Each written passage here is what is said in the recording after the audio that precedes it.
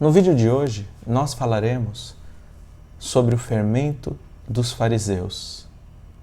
Encontramos no capítulo 16, versículo 16 do Evangelho de Mateus. Jesus disse-lhes: Olhai e acautelai-vos do fermento dos fariseus e dos saduceus. Qual é o significado, qual é o intuito de Jesus estar se utilizando da expressão, da palavra fermento?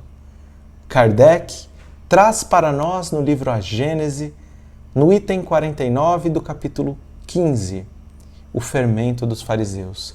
E ele nos explica que Jesus referia-se à doutrina dos saduceus e dos fariseus, ao fato de que os saduceus e os fariseus afastaram-se da essência do cumprimento das leis divinas.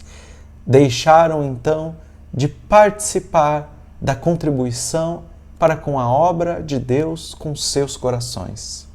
Dessa forma, nós refletimos trazendo a tradição do povo judeu. No livro de Gênesis é descrito que Abraão, quando recebe 3 peregrinos, ele recebe a esses 3 peregrinos, lavando seus pés e servindo-lhes pães. Mas esses pães são pães ázimo, pães que não possuem fermento. Logo após, esses 3 peregrinos são recebidos pelo sobrinho de Abraão, Lote, nas cidades de Sodoma e Gomorra.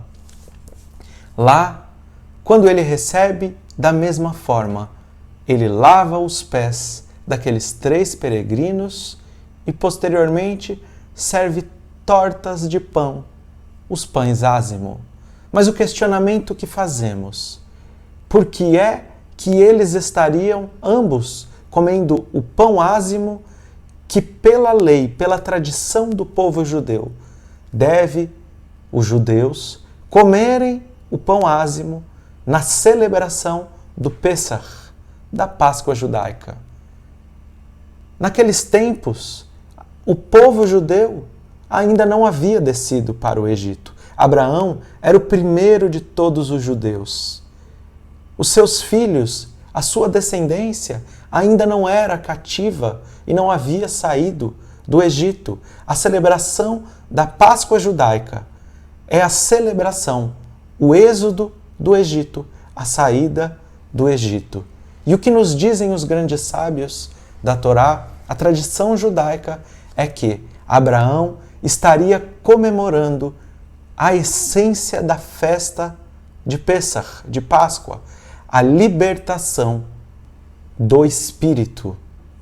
E assim seria então a escravidão um simbolismo para com a escravidão do espírito. Abraão e Lote, eles se prostravam, serviam aqueles viajantes como escravos que lavavam os pés dos seus amos e davam o pão sem o fermento, na representação da humildade, na representação de terem se libertado das maiores chagas da humanidade, o orgulho e o egoísmo. Se nós pegarmos 2 porções exatas, iguais, de farinha, em uma delas colocarmos apenas água, abrirmos um pão e assarmos, teremos o pão ázimo.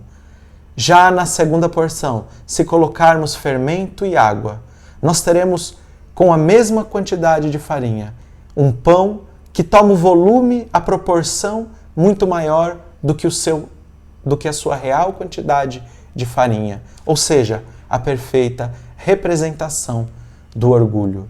O salmista Davi, ele nos traz no Salmo 73, versículo 21, que itchametz levavi, e o meu coração, ele fermentou, ele azedou, e os meus sentimentos no íntimo eram como espinhos. O orgulho é uma imperfeição que dentro de nós é como espinhos que nos incomodam a todo instante, pois nós procuramos sempre, quando estamos orgulhosos, quando sentimos o orgulho, sermos muito maior do que realmente estamos naquele momento.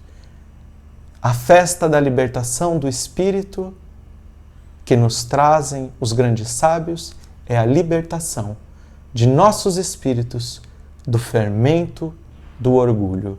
Não sejais como o fermento dos fariseus e dos saduceus. Não sejais orgulhosos para servir a Deus,